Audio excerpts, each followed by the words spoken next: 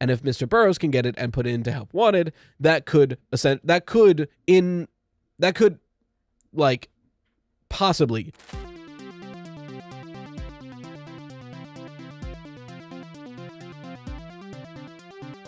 Ladies, gentlemen, and those with the good sense to do away with the whole notion, I welcome you to the premier audio medium for all your Fazbear entertainment needs.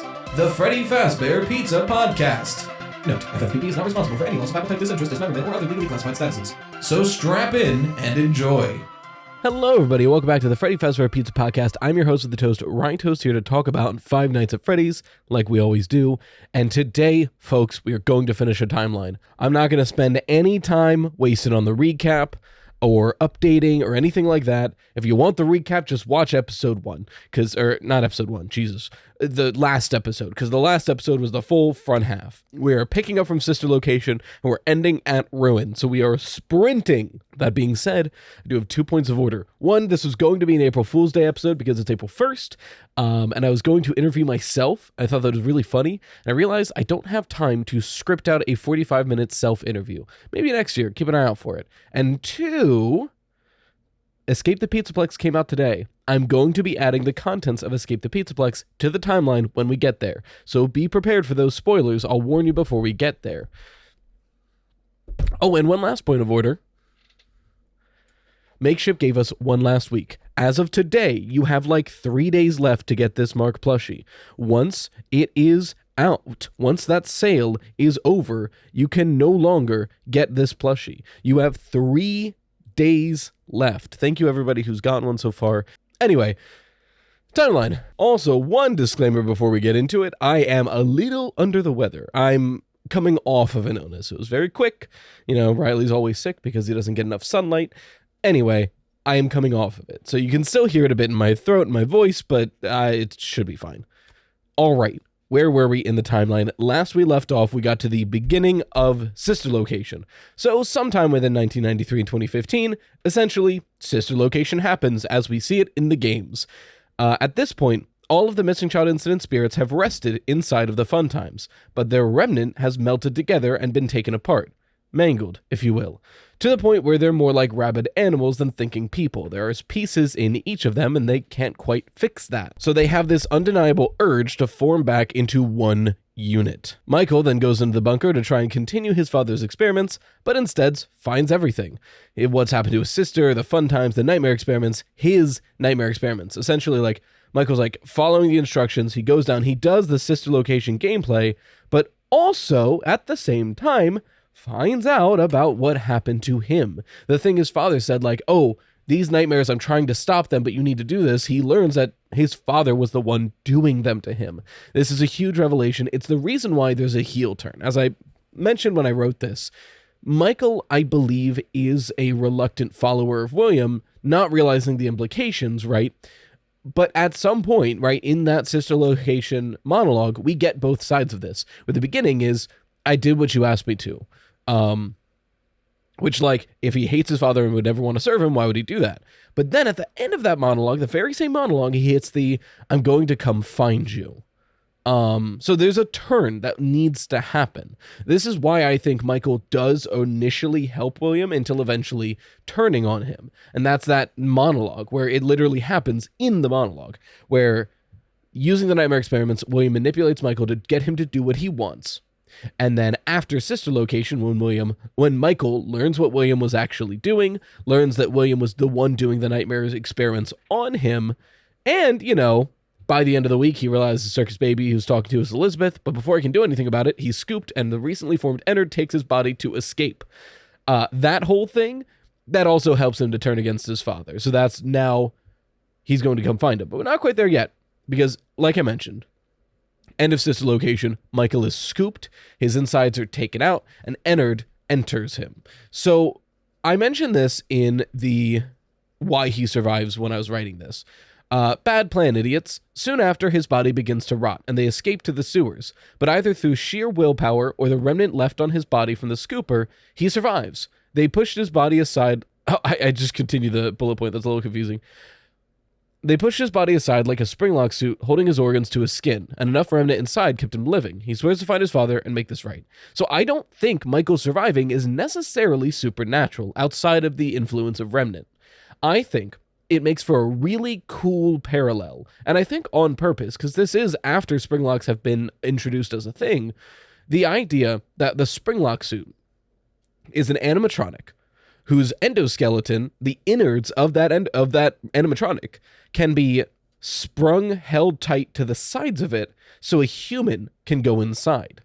I think what happens is the scooper gives Ennard the opening, and Ennard fits his way into Michael's body, pushing his organs and all of his insides to the sides, destroying several organs, breaking several bones. Like, it would kill a normal person, but also there's remnant involved here.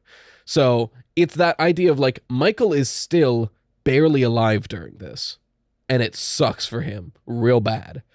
But the remnant on his body is keeping him alive while they wear him as a human springlock suit. But then, it's not working, obviously. The body begins to rot because it can't function this way, even if it's being kept alive, and the Ennard exits the body into the sewers. But there's enough organic material on Michael and enough remnant that his body does reform. We know from Frailty that remnant can heal the sick and can heal dying people.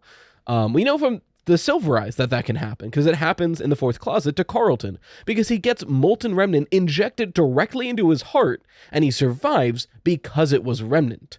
Because, spoiler alert, if you take molten metal and inject it into someone's heart, they die instantly. So that's just my understanding and my guess on how Michael survives this. But during this time, so after Ennard escapes and is now in the sewers or whatever, this is when we get the FNAF World Scott Games conversation, where the MCI kids are like, "Hey, Elizabeth, we don't like you telling us what to do." And she's like, "I'm going to do it anyway." And they go, "Okay, you're out of the group then." And she's like, "You'd be lost without me." And they're all, "I don't care, get out." And they split into Molten Freddy and Scrap Baby.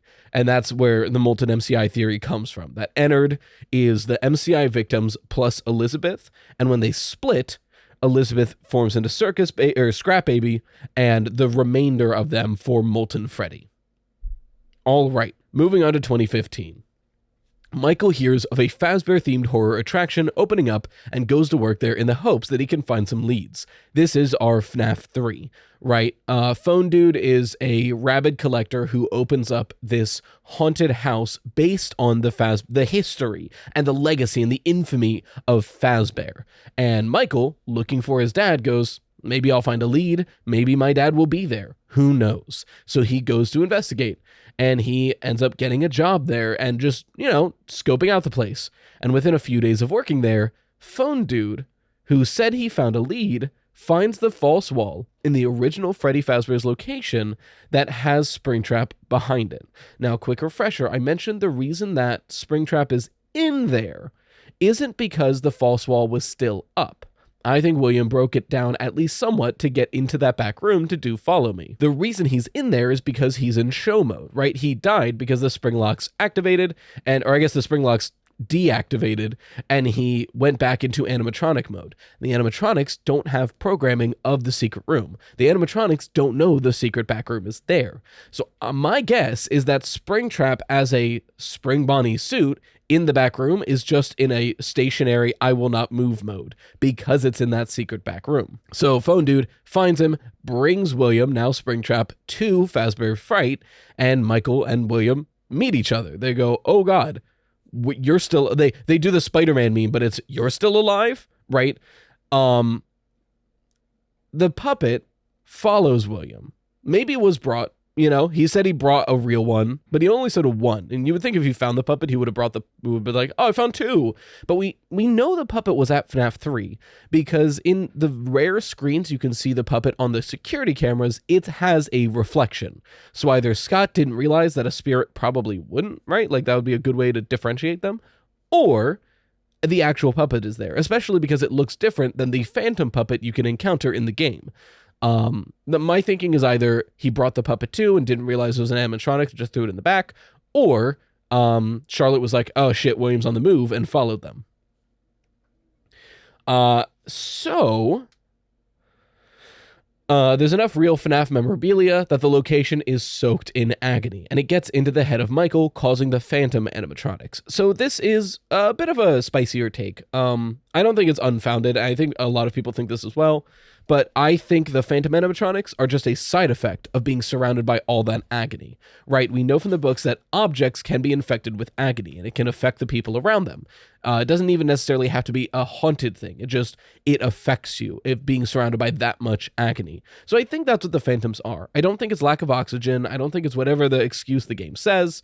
I think it's you are surrounded by so much agony that you are seeing these visions of your memory. That's why we get FNAF. That's why we get the original Chica as well as the FNAF 2 animatronics, because it's a conglomeration of the things Michael can remember. Like, he sees FNAF 1, he sees FNAF 2, he sees FNAF 3, he's in FNAF 3. He sees the things of his memory. Frankly, I would bet if the games were created in the order of the timeline, then a Nightmare animatronic would appear here too. But I don't think he thought of Nightmare animatronics when he was making FNAF 3. So, but eventually Michael does realize, wait, shit, that's my dad. And once he shorts William, he burns the location to the ground to try to kill and destroy William for good. But he remains around just in case it doesn't work. Spoiler alert, it doesn't work. William gets away. And Michael, this is when I think the security logbook starts to come into play. Essentially, Michael, I think Fazbear Frights sold these security logbooks as merchandise, and Michael was just offhandedly doodling, because FNAF 3, if you don't know, is one of the few games in the series where night 1 you literally cannot die. FNAF 3, the first night, the only thing you do is just wait for it to end. So I think that implies that until William showed up, Michael was just kind of killing time. So he's like doodling in these like memorabilia security logbooks, and that's when he starts realizing that the spirits are in play.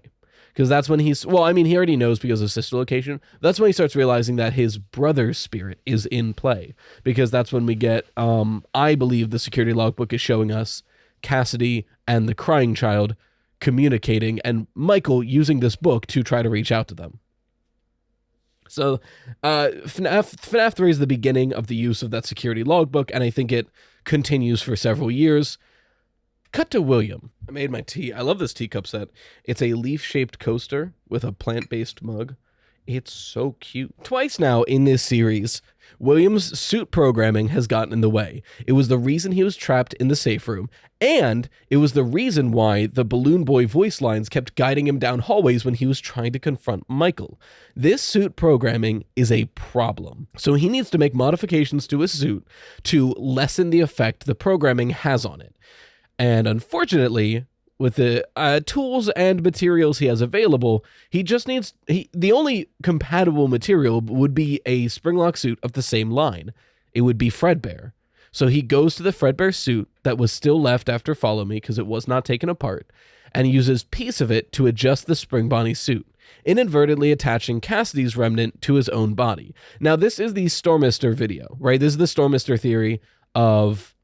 where they were basically, that's basically a reiteration without mentioning all the evidence points they bring up. I always recommend watching that video. It's one of those theories that I watched and I'm like, oh, that's probably just right. I'm going to assume that's right moving forward. So it makes a lot of sense, and it explains why he looks like Scrap Trap in 6, which is a weird difference, and all the differences do similarly look like pieces of Fredbear. And that's how we can explain why Ultimate Custom Night works, right? Cassidy is attached to William's soul because William took pieces of the animatronic Cassidy was possessing and affixed it to himself. So that's happening in the meanwhile. Now we're in the lead up to FNAF 6. Henry is let out on either good behavior, it's been long enough, or the evidence found by Phone Dude exonerated him. The reason, not super important, because it's been, like, if he was blamed for the missing child incident, by this point, we're approaching on like 30 to 40 years. So good behavior probably could get you out regardless. But it's notable that around this time, Phone Dude is going to these restaurants and digging up any artifacts he can find. If he finds like one security tape, then bada bang, bada boom, Henry is exonerated, right? But he gets out of prison, and it's been a long time. And he has to pick up the pieces to see what's happened. So he's left to pick up the pieces, and he goes to the sister location bunker, and he sees the things that William has done. the security footage of Michael being scooped, the blueprints of the things William was building. He sees the article of the FNAF 3 fire and knows that being burned won't stop William. But he knows from William's own research that if overheated for a sufficient amount of time, the remnant may be neutralized. So he goes to the old Fredbear's building, and he begins building the pizzeria simulator. But he'll need one more person, a guard to keep an eye on the animatronics while he prepares everything. He can't die yet. If he does, who could stop William? So he puts out an ad for someone to come work, and Michael, in his search, finds it. Henry is astounded that Michael is alive, but he found his surprise assistant. So yeah, this is kind of just the lead up of FNAF 6, where Henry learns everything that's going on and is like, oh, I need to stop this. And even he states in the Insanity ending, I could sleep, but not before I end this. He knows if he dies, no one's ending this. He is the most qualified person to combat William and try to end everything. Which is why, as reluctant as he is to get anyone else involved in all of this, he does need an assistant. So he puts out that ad. And if Michael, who's still looking for his father and making sure that he's dead, sees an ad for a new build your own FNAF pizzeria, he's going in. He's got to make sure that this isn't a trap or anything. And then he finds everything going on. This goes into the my brave volunteer who found this job listing not intended for you. A lot of people have some confusion on that line because they think, oh, well, it would be intended for Michael. So if it's not intended for you, it's not Michael. Again, Henry likely saw like everything that was going on, which includes the scooper, which would include, seeing what happened to Michael. Whether or not he saw security footage, because you could argue that's complete speculation. That's fair. It's been 30 to 40 years. He don't know where Michael is. Probably thinks Michael's dead. And even if he doesn't think Michael's dead, probably thinks he wants nothing to do with this mess, right? So the idea that like, if he planned it for Michael, why would he have planned an escape route? Because he says, I have a feeling you don't want to leave. I have a feeling you're right where you want to be, because it is Michael. He planned an escape route because the plan was just some random person off the street to do this job for him. And then FNAF 6 happens, right? So it's Henry working deep in the facility while night after night, Michael inspects the animatronics that are being lured to the facility. And this is the gameplay of FNAF 6, where every night when something that is meaningful is lured to the pizzeria, Michael inspects it to make sure it's the right thing and puts it into the maze. Once all the persons of interest are in the maze, Henry activates the trap. He, Michael, the MCI victims, Elizabeth, Charlie, and William are all incinerated. Turning my mic a little bit down again because I noticed I was peaking. Oops. But that's not fully the end of the story, because Charlie and Cassidy have some stuff to do. God, that's a sharp dip in volume. This is my theories on like, what the fuck? I wish these knobs had way more range to them, because I move it. I wish the knobs on the thing had more range to them, because I moved it slightly this way and it went all the way down. I moved it even even less slightly the other direction, and it peaked way more than it did before. So I give up. But this is my theories on like FNAF World and Ultimate Custom Night. The idea that during the FNAF 6 fire, all of the souls are here. Why is this in my face like that? During the FNAF 6 fire, all of the souls are here. So Charlie and Cassidy start getting to work. Cassidy, now attached to William Afton in a weakened state, begins Ultimate Custom Night, where they just start torturing William forever. Like, this is what you've caused other people to feel, and I'm going to make you feel this as long as I am able to. Charlie, however, as the marionette says, needs William to stay out of her way because Charlie is busy doing something. I think Charlie is here doing FNAF World. This is where I think FNAF World and Happiest Day are the same telling, are two different tellings of the same event. It's the telling of Charlie reaching out to each of the victims and each of the spirits who are in this fire and making sure they can find peace and rest before Charlie herself rests. This is Charlie helping to find Dave's memories, so the crying child Dave can finally find peace, culminating in the Happiest Day where all the souls rest. Similarly, Cassidy is not done with William yet, and uses their agony to hold William in a hell of his and their memories, throwing every horrible thing he's ever done or created at him for eternity in Ultimate Custom Night. That's kind of the end of the Scott Games era of these games. But obviously, there's like 4 games after that we still have to cover. So I have no years moving forward. I know somebody had done the calendar theory for Security Breach to nail down an exact year. I think as worthwhile as that is, I'm not going to go off of it until we have better dates to work with. So just this is post 2023. The next 9 slides are post 2023. But essentially, this is sometime after FNAF 6. Mr. Burrows, this fail son rich boy, wants to revitalize the Fazbear brand and sell it for a profit. All he's ever wanted to do was buy up a company, sell it for money, and get rich and retire. He is a not great person. He does not care who he crushes to get there. He just wants to take something very cheap, make it very expensive, sell it, and retire. So he sees the Fazbear brand, something that is historic and filled with a bunch of assets ready to buy up for the next bidder, but nobody wants it because of this horrible reputation. So all he has to do is fix that reputation, and bada bing, bada boom, he's got something on his hands here. So he buys up the Fazbear brand, and the first thing he has to do is fix its horrible image. So he hires an indie developer to make games based on the real events that happened around Fazbear and sends him as much information as he can.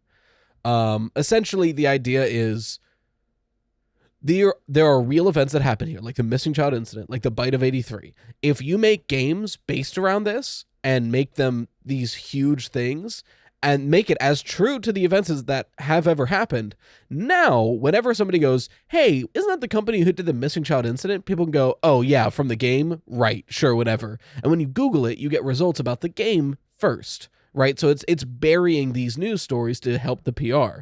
And then Fazbear Entertainment comes out, makes a public statement. Like, we're making it in stride. We're not above laughing at ourselves. So let's revel in it a little bit. We'll pretend we'll make these horror stories. We'll even make a VR game so you can experience these horror stories made about the brand that are totally false, but whatever. A lot of brands actually did this in the late 2010s. Not necessarily like hiring somebody to make games, but that whole like, if there was a brand that was kind of garbage, they kind of made fun of themselves to own it and get back a better public image. Sonic did this a lot as well, where like Sonic had a lot of really trash games in a row and their PR was in the gutter. So they kind of started this thing in the late 2010s where they were just like, yeah, you know, Sonic games, they're bad, but you gotta go fast. And we're like kind of inflicting that and owning it and flipped it around. And nowadays, like last year, one of the best years Sonic ever had, where Sonic Movie 3 came out and it was amazing.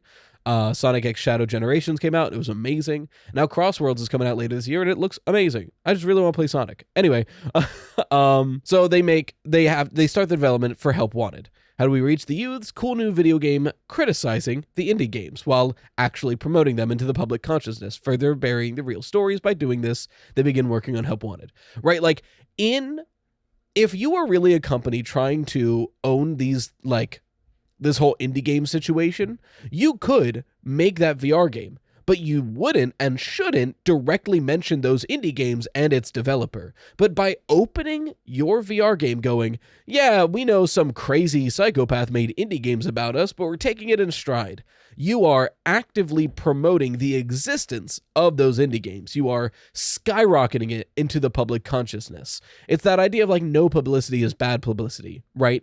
If you publicize how much you hate something, you're still publicizing that thing, and they are doing it on purpose because they want people to know of these indie games, to know of Help Wanted. So when someone says, isn't that the people who like 6 kids died at, and someone go, oh, that was just the indie game, remember, it came out last year. So in development for Help Wanted, to speed up development, Mr. Burrows utilizes the technology that he came into having when purchasing the company, namely circuit boards with the Mimic 1 program on it. A game studio using an AI to cut costs at the expense of the artistic integrity of the work and safety of its workers? How totally outlandish. Real companies would never do that. Anyway, the idea is like if Mr. Burrows bought the entire company, he also received any surviving blueprints, the Mimic endoskeleton, any of this, right? He receives the Mimic software. We still have to wait for Secret of the Mimic to see how prevalent the software was in the franchise, because in the books it's implied there was an entire line of Mimic endoskeletons before they were retired. So, and we know from the games that it seems like we are actively trying to collect the Mimic programming. So obviously, Fazbear had its hands on the Mimic 1 program at some point. And if Mr. Burroughs can get it and put it into Help Wanted, that could possibly cut costs and cut development time. But they don't want their secrets getting out there. So they send the hardware to be scanned in for programming, before the next morning, they've reclaimed it with tarps and made sure nobody could keep their hands on it. The Mimic 1 program. Now, this is, I'm assuming, the program that's inputted in Help Wanted is the same one who was at Secret of the Mimic and Fall Fest. It's that core initial Mimic 1 program. So that data set that's already trained on Fall Fest or whatever Secret of the Mimic is that knows about William Afton begins training on the entire history of the worst moments of the Fazbear franchise and the worst crimes of William Afton. Essentially, they took a program whose main directive is replicate what you see, that already knows who William Afton is, what the Fall Fest and Secret of the Mimic stuff was, and now they put it in front of a montage of caricatures of the worst of this franchise. So it's going to try to replicate that new database, becoming the first Glitch Trap Prime. Going well, I need to be William Afton. I'm going to replicate the crimes he did, but I'm in this weird digital space. I need to do this in the real world where William Afton was. So after enough time passes, it realizes it needs to be in the real world to fully replicate its dataset and begins seeking an exit port. The only entry ports during testing are the testers, so it picks a tester as an exit point. Jeremy, Help Wanted. Jeremy, the refusing chosen. Glitchtrap begins tempting Jeremy to help it, threatening him to stay in line and all that stuff. Jeremy was the first Tape Girl / Vanny, where Glitchtrap is reaching out and trying to overtake Jeremy's mind. And it almost worked. Jeremy builds the mask. He gets there. But at the last moment, Jeremy cuts the VR headset off with the paper slicer, scarring his face in the process, but surviving. Now, I have a note here. There is one major issue. When Tape Girl sees Jeremy, he's still wearing the VR mask even while he's bloody. So, it implies that it didn't work, but the fact that there was a lawsuit implies that he's alive. And ID's fantasy interpretation of the Candy Cadet story of Help Wanted 2, of the woman who is scarred by the witch, leaves, comes back a second time, and is foiled by a boy who tricks her to fall for the witch, lines up really well if Jeremy Help Wanted is also the main character of Help Wanted 2. So I really like ID's interpretation on that, so that's what I'm going with. But there is still this issue where he's still wearing the mask when Tape Girl sees him. But after that incident, testing is then taken over by Tape Girl, who immediately sees Glitchtrap and is like, oh, this is a problem. So she is recording logs of her experience in this company and seeing the entity.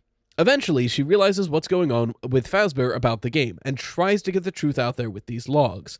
The idea is hopefully whoever takes over this project, or maybe the public, can see that Fazbear is actively covering up real things that happened because Fazbear hired the indie dev.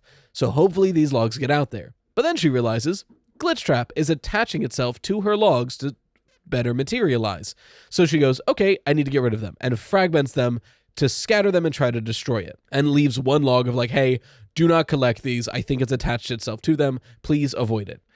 But Glitchtrap by then has a whole data set of this lady's voice and records 2 logs. The first log we collect, the introduction, who urges the player to collect more, and the last log, the one that has instructions on how to beat it. And again, this comes from the fact that there are 2 different introduction logs, which is strange if one person recorded all of them. And the idea that the second to last log is, okay, if you find these, you need to not collect them, destroy them. The Glitchtrap has attached itself to them. You need to avoid it. And then the very next log is, I think I figured out how to beat it. Find all the logs and gather them into one place and do these specific things. And okay, so it wants you to fix it. And we know Glitchtrap can replicate that voice because the first log she records is, hello, can you hear me?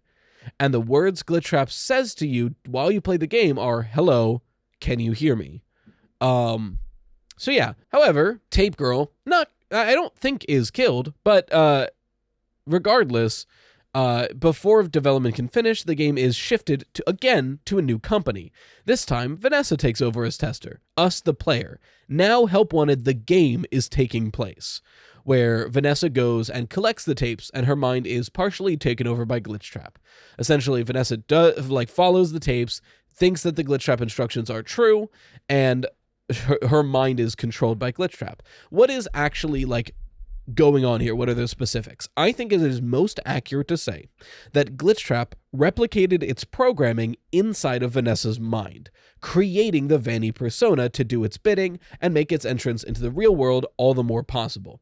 So this comes from In the Flesh. Yes, the Mpreg story, where a guy named Matt is creating a VR FNAF game and gets so mad and makes an AI Springtrap that keeps replicating itself that eventually it affects and infects him until he gives birth to a small Springtrap. So what's actually going on here? Somebody in the podcast email, I can't remember the time, so I apologize. Shout out if it was you in the comments, and I'll pin it. I'll pin it. But if you're a liar, you're banned. Someone pointed out that the Springtrap of that story, the virtual one, is an AI that can replicate itself. And he notices in development that every time that Springtrap replicates itself, it gets better, and the better, newer one kills the original. And this keeps happening. So, that's really interesting that in the books, there is precedence for a digital AI Springtrap that will replicate itself, and the new one will eventually kill the old one. And now we have Glitchtrap replicating itself into Vanny, and in Help Wanted 2, Vanny destroys a Glitchtrap, right? This is really interesting. So I think when Glitchtrap makes a follower, it's less that Glitchtrap is reprogramming a human mind or has hypnosis or whatever. It's more accurate, I think, to say that Glitchtrap is replicating its own coding within a new vessel. And the first one being Vanessa, creating the Vanny persona. So she begins researching how to assist bringing Glitchtrap into the real world, much to Lewis and her therapist's dismay. But she then creates the Vanny mask to allow for consciousness transference. And while they're doing this, at this point, she begins working at the Pizzaplex, and she uses the animatronics to dig down to find the FNAF 6 pizzeria, and it's agreed upon that, okay, Glitchtrap wants to enter the corpse of William Afton, because in that fire, they find a very burnt scrap trap, aka burn trap, but it's a barely usable body. So the idea is we'll put it in a storage pod, and we'll pump it full of remnant. We'll just have to figure out how to get that. And while we're here, I need someone to protect us and this operation while I bring Glitchtrap to the real world. And Vanny uses the Vanny mask to take over Gregory's mind, forming Dr. Rabbit. They begin preparing for security breach. But before this happens, right? The security breach Pizzaplex is being made. The CEO of Fazbear, Mr. Burroughs, has all the documentation of William Afton that survived, including the scooper and remnant. Now, this is going into She's Always Nervous's Remnantplex theory.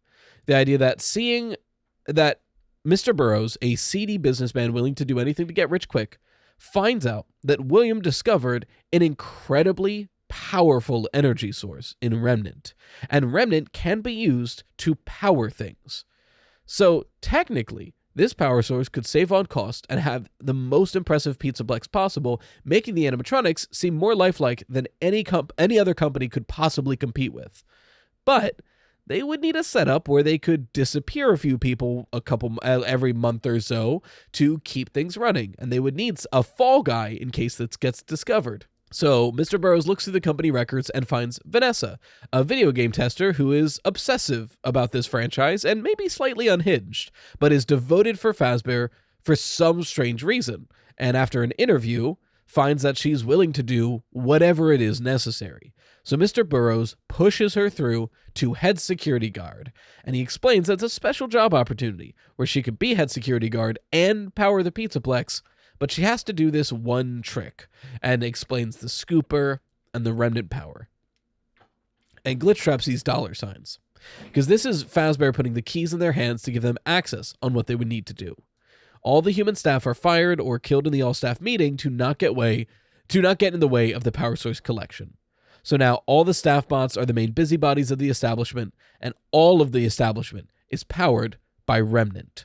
The idea is Vanny, or Vanessa as Mr. Burroughs would know, is the main security guard, and every now and then disappears someone, brings them to the basement, kills them, uses the scooper to extract their remnant and pump it into the Pizzaplex to keep the lights on and keep the animatronics functioning. That's why there are those specialty charging pods for the animatronics. The fact that she's the main security guard means she can adjust security logs, delete security footage, and if anybody calls from the Pizzaplex to make a 911 call, the police are going to call the Pizzaplex. And Vanessa picks up the phone and goes, "It's another damn prank caller. You can come check out the facility if you want, but I've been watching the cameras all night and there's nothing here." And then the cops get shown away. Not to mention, she can detain people who are, stealing something. We're going to detain you until the police arrive. But the police are never called, are they? Instead, they are led into the basement and killed. To collect this remnant. Now, what Mr. Burroughs doesn't know is Vanessa has another interest in remnant. That, yes, she's collecting it for the restaurant, but she's skimming a little off the top as Vanny to better revive and restore the body of Burntrap, to eventually make it a perfect vessel so that Glitchtrap can inhabit it. So this is just a perfect setup. They'll just bide their time, collect enough remnant, and go for it. And also, they can get some extra remnant with their assistant in Dr. Rabbit. Vanny is able to double agent. Like I said, while most of the remnant is being directed through the Pizzaplex, Vanny is redirecting much of it back to the FNAF 6 pizzeria in an attempt to fill William Afton's corpse with enough remnant to allow Glitchtrap to inhabit it as a main vessel. Meanwhile, Dr. Rabbit, Gregory under the control of Glitchtrap, begins building defenses. He encrypts their host consciousnesses within arcade machines that can be hidden in the establishment. He hides his behind 2 Balloon World arcade machines, one in the hideaway at the daycare and one in his den under FNAF 6. He then hides Vanessa's behind 3 Princess Quest arcade machines, the one in Roxy's salon, the one in the West Arcade back room, and one in Vanny's den above Phaser Blast. During this time, he also adjusts Glamrock's Freddy's coding to protect his body. So this is Gregory being the one who sets up the Princess Quest and Balloon World arcade machines that lock away the consciousness of Vanessa and Gregory. And then as far as during this time he adjusts Glamrock's Freddy's coding to protect his body, that started with GGY. Now, I think it is time for spoilers. Yes, it is. Well, yeah, I'm going to start talking about spoilers. So, again, this book came out today. This week's video is on it. This book is very good. I highly recommend getting it. I'm going to spoil it a lot. Even though, if you haven't read it yet and you don't care about spoilers, this is a dense book. So, it is still worthwhile, even if you haven't read it and you listen to these spoilers. Do buy this book. It is good. This book confirmed a lot of theories I had. I get to do the Stan was right dance on this one. So, directly in this story, Gregory adjusts the coding of the animatronics. Directly. It is stated multiple times that he is tweaking the programming of these animatronics to the point where he tweaks the programming of Roxy to believe that Cassie would like being scared and to eventually attack Cassie. And if you don't fix it in time, Roxy kills Cassie. So, this book is already GGY was yeah, Gregory adjusts their coding. But this book is repeatedly being Gregory can change the programming of these animatronics to suit his own needs. And under the influence of Glitchtrap is doing so to kill Roxy, or to kill Cassie. Because I think it is fairly obvious that the Gregory in this book is not the Gregory we play as in Security Breach. Not mentally. Because the Gregory in this book is actively trying to kill Cassie. But every time she gets free of it, it's a prank. Right? So I think this book, more than anything, is showing us how Dr. Rabbit was getting extra victims to power Burntrap. The idea of Vanessa can once or twice a month disappear someone to power the Pizzaplex, but if she skims too much remnant off or gets too many victims, it gets a little tricky with Mr. Burroughs. He might start to notice something, whereas he doesn't know about Dr. Rabbit. And if kids go missing, There's a lot of kids. They can go missing all the time. Maybe they just ran away. Go find them. But Dr. Rabbit, as a kid, is able to better trick these kids. So here's the thing about this book that I think is showing us capturing and killing people for Remnant. The big bad of this book is the reagent. It's a staff bot, which has been fitted with a chemical flamethrower that every time it attacks Cassie, her throat starts burning, her head goes dizzy, and she passes out. The implication is that she's poisoned and killed by this chemical. But we never see what happens after she encounters this reagent. All we know is that her world goes black and she hits the floor. The one time she's saved is she gets some exposure and Roxy comes in to rescue her. And then she wakes up much later. So it's the idea of it's probably a toxin. But there's a chance that this is just something that can knock someone out immediately.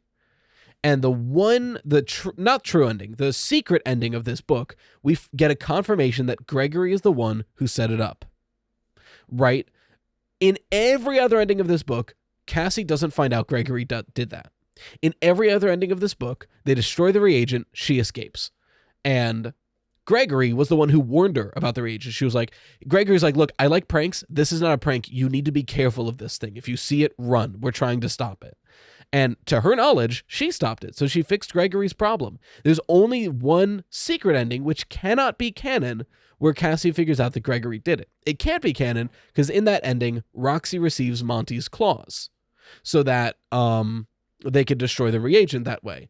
And in that ending, Roxy says, I think I'll keep them. So if Roxy has Monty's claws and kept them, then Monty can't have them for the game. So that's definitely not a canon ending. And that's the only one where she finds out Gregory did the reagent. Every other time, when Gregory tries to kill Cassie and doesn't get it accomplished and claims it was a prank, she believes him. I think Cassie is the one victim Dr. Rabbit couldn't trick. Every other victim, I think Cassie is the last one Dr. Rabbit was trying to trick. Because every other victim of this Dr. Rabbit scheme is just a kid who doesn't know any better, who found their new friend Gregory, who helps them sneak through the Pizzaplex after hours, and then eventually one of his pranks goes too far, the kid dies. They weren't supposed to be there after hours. There's no record of them there after hours. Who knows where the kid went? The kid went missing.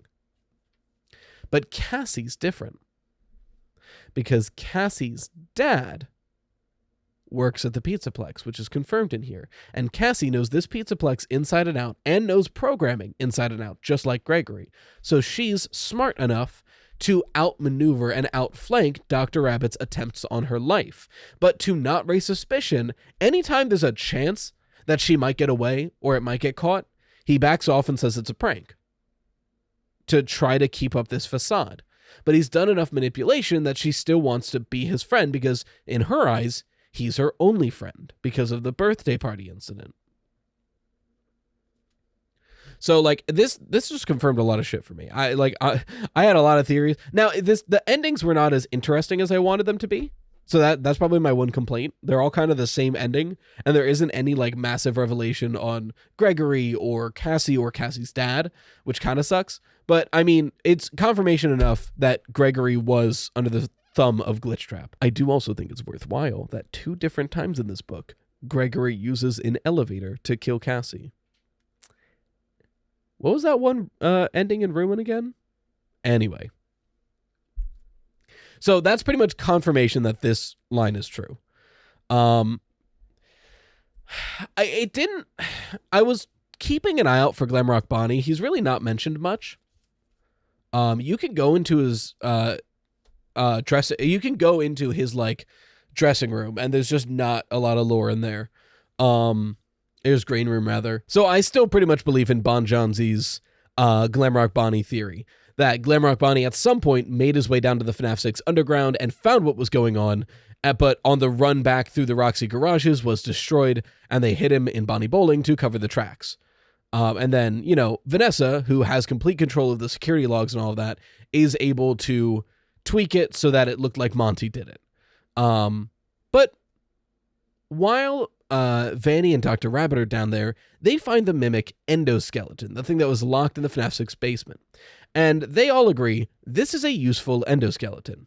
But it's also incredibly dangerous because it's kind of killing anything that moves right now.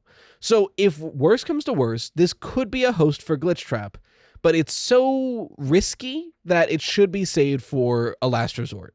So they trick it and lock it into the back room, and further lock down everything with the Mexis system. Dr. Rabbit placing security nodes as rabbits throughout the entire Pizzaplex to keep themselves and the mimic hidden away.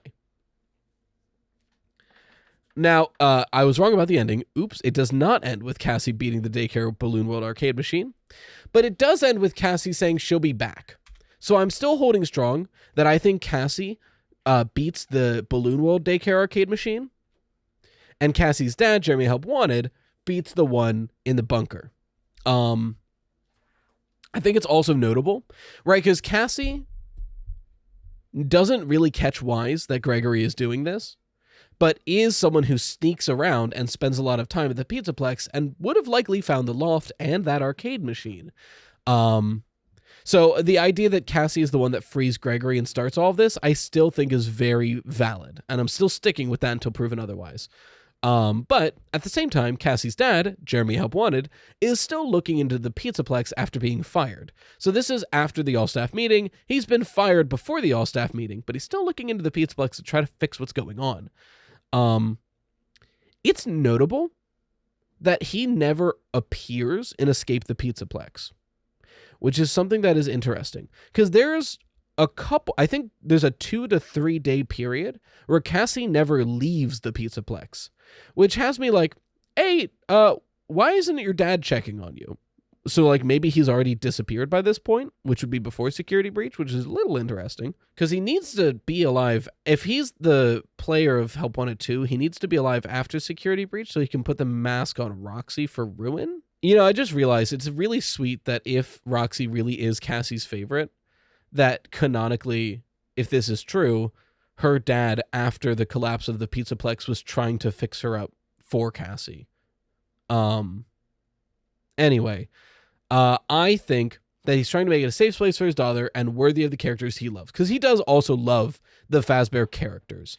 And in doing this, he finds the FNAF 6 bunker using his Vanny mask, beginning to investigate. He believes he beats the Balloon World arcade machine down there. Now that that one and the daycare one have been beaten, Gregory is released from Dr. Rabbit's control mid-show. Glitchtrap orders the animatronics and Vanny to collect Gregory. Freddy's innate programming that Gregory has modified conflicts with this directive, and he crashes with Gregory inside of him. Glamrock Freddy then boots into safe mode, wiping Gregory from his system. So now both Freddy and Gregory wake up free from Glitchtrap, but with no memory of what's happened. Now this goes into the idea of throughout Escape the Pizzaplex, Gregory is in Freddy's chest cavity a lot. And the beginning of Security Breach, he's like, I don't want to go in your chest cavity. That's dangerous in there. So if he remembered this, then he wouldn't say that. So that's further evidence that he does not remember what happened under Glitchtrap, at least at first. I do think, so this is where Security Breach begins. And I do think as Gregory and Freddy navigate the Pizzaplex and try to solve what's going on, their memories are slowly coming back to them, whether it's just time and thinking, or whether it's seeing a location and their memory is like, oh, I remember this. Oh, I remember this. Like how Freddy goes like, I remember this place. I've been here before, or something like the speech on the way down to Burn Trap, even though I don't think that ending is canon. Throughout this time, Glitchtrap is attempting to re-enter Gregory's mind directly, but Gregory just sees Burn Trap now, similar to how the MXES rabbit can appear differently depending on the context, right? By the end of Security Breach, by the end of the night, Gregory and Freddy, remembering Vanessa and that she's also a victim here, have beaten all 3 Princess Quest arcade machines, which frees Vanessa from Vanny's control, and the 3 of them vacate the premises. This is assuming the good Vanny / Princess Quest ending is the canon ending for Security Breach. So during Security Breach and immediately after it, Help Wanted 2 is taking place, where Dr. Abbott and Vanny are, as like personas and digital manifestations, are safe, but they need a host. right? They're within the Pizzaplex system trying to find a new host. Dr. Rabbit looks into who has beaten the machines and finds Jeremy, beginning to trick him with the Vanny mask to take over his body as a host, appearing as Helpy on the projector for Jeremy. Now, Vanny knows that if Dr. Rabbit gets a host, he will attempt to usurp her, as he thinks of himself as Glitchtrap's favorite. Vanny has the capacity to kill Glitchtrap and take over, and Vanny knows because of that, if Dr. Rabbit has a host and Vanny doesn't, Dr. Rabbit will do everything he can to get rid of Vanny. So she attempts to lead him astray. That's the Princess Quest 4 ending, where she does lead him astray, plucks Dr. Rabbit out of Jeremy, destroys it, and takes over Jeremy's mind. But that's not the canon ending, I don't think. I think the canon ending is Jeremy listening to Dr. Rabbit. This is playing Help Wanted 2 and collecting all of the Faz Force figures. And then that's when we see the cutscene where once you do that, you get Glitchtrap exiting a charging pod, and then we hard cut to Staffbots killing you. What I think this is trying to tell us in a cryptic, puzzly way is this is Dr. Rabbit taking over the mind of Jeremy Help Wanted. And the moment that happens, Vanny sicks the Staffbots onto Jeremy's body, killing him, and in the process, destroying the Dr. Rabbit persona. This is going off of B7-2 logic, that if a digital persona takes over the body and mind of a person, and you kill that person, it kills the program as well. At this point, the Blob is angered by all of these disturbances and is just trying to seek out any nearby agony, the Blob being the conglomerate of all of the agony from FNAF 6, from the remnant extraction going on, and all the refuse down there. It's this big mass of all of the agony that's remaining, because as far as we're aware, there's really no way to get rid of agony, except for, like, exposure to remnant, kind of. Whereas, like, remnant can be burned, we don't know that works with agony. So the Blob is angered by all of this, and it absorbs Afton Corpse into itself, fleeing the Pizzaplex, causing massive sinkholes and tremors on the way out. So, essentially, right after Help Wanted 2, the Blob grabs the Burn Trap corpse that's been being filled with remnant, absorbs it, and escapes. That's why at the beginning of Ruin, we see the Blob fleeing. And that's after it's tunneled its way up, destroying everything on the way out. So now Vanny's out of options. No host, no more customers for remnant, no body for Glitchtrap, and no Jeremy to inhabit. There's no options anymore. Even worse than before, they are trapped down here by the very... They can't leave because of the very same Mexis system that they built to protect themselves.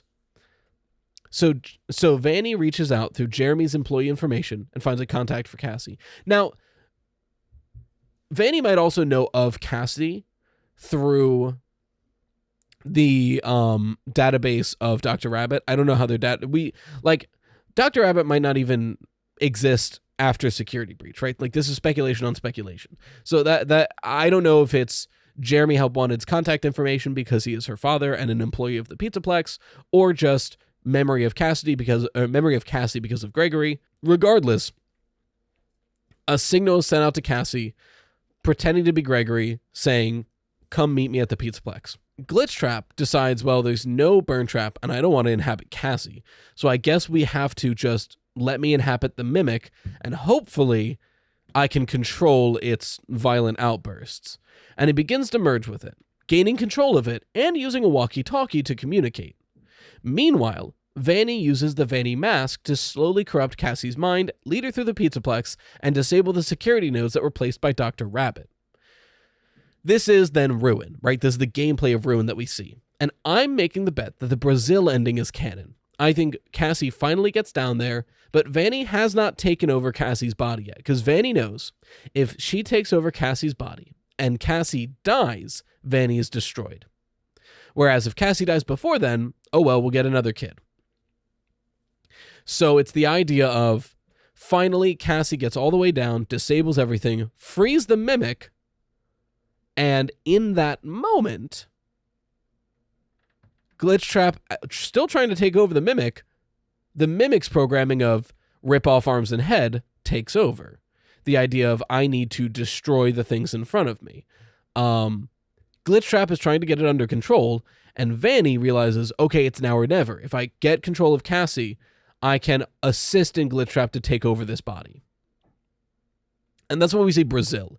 The Brazil ending being the mask fully taking over Cassie's mind when you see Fredbear cutout. So the Brazil ending is on the chase sequence when you go off to the Fredbear cutout and put on the mask. You see this fake scene of Gregory, Helpy, and Vanessa being happy at this hill. And I think that's basically being like Cassie's consciousness has been fully taken over, and now Vanny's there, which sets up post-Ruin, the next game, the Mimic, who is now under the control of Glitchtrap merging with the original Mimic programming and all that, and Cassie, who is now has the control of her body, is taken over by the Vanny persona. And I think that's going to be our antagonists for the games that come out after Ruin. And that's a timeline. God, I talked so fast and we're still basically at an hour. That's crazy. God, what a timeline. What a long series.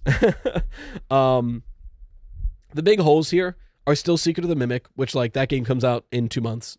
Chill. And then obviously we still need a lot of information of the current era. Escape the Pizzaplex was nice. Not as much information as we need to have more solid theories for it about like what's going on during Ruin and Help Wanted 2 and pre-Security Breach. Hopefully the game that comes out after Secret of the Mimic takes place after Ruin and we can better understand what's actively going on. Because like it feels like the next game is going to be the end of the Mimic era, which some people are going to be like, but the Mimic was just introduced. No. Technically, the Mimic was introduced in Help Wanted, which is like 5 to 6 years ago at this point, maybe more. When did Help Wanted come out? Was Help Wanted 2016? Surely not. Surely Help Wanted was like 2018 or something. 2019. Okay. So Help Wanted is approaching 6 years old at this point, which is about half the franchise, right? Because the Scott Games era is before Help Wanted, which was all William Afton. And now we've learned that all of this, all the way back to Help Wanted, was the Mimic. I think I'm calling my shot that the game after Secret of the Mimic is the last game the Mimic's our main antagonist for. The idea that now we better understand Mimic has been the villain all along, we're getting the big game that'll better explain what the Mimic is, so the game after can be us, where the Mimic is like, not a twist, the spotlight villain for the game. And hopefully it ends with Frey and Cassie, so Gregory and Cassie can be like real friends now, instead of like manipulation, I'm gonna kill you friends. But yeah, I meant to grab questions for this, but as you can see, it's already very long. But luckily, I've got a whole backlog of questions now for future episodes, and we're done the timeline series. It took like 8 podcast episodes, but I made a timeline. I feel really confident about this. As always, if there are points that you disagree with or points that you're like, oh, what do you mean by this? Feel free to leave a comment. I'll try to really pay attention to the comments on this one. I usually only read comments on a video for the first like 30 minutes to an hour, but I'll try to linger around some more for more feedback and healthy conversation and dialogue. I have a Discord, you can always, it's 18 plus because I'm 26 and I don't want to just be in a Discord with a bunch of 12-year-olds. Sorry, 12-year-olds. Regardless, you can always go in there to point stuff out and like discuss further FNAF and non-FNAF stuff. Yeah.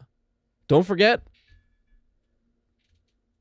Mark plushie, go get one. It feels like a big weight off my chest that I finally made a full timeline. Because like that was my first YouTube video that popped off, was my first FNAF timeline. And I should do a stream where I go back and rewatch that and like see what I fully disagree with now. That'd be really fun. Regardless, thank y'all for the journey. And thank you for watching the Freddy Fazbear Pizza Podcast, where the pizza abilities are endless. We hope to enjoy your future patronage. Bye-bye for now.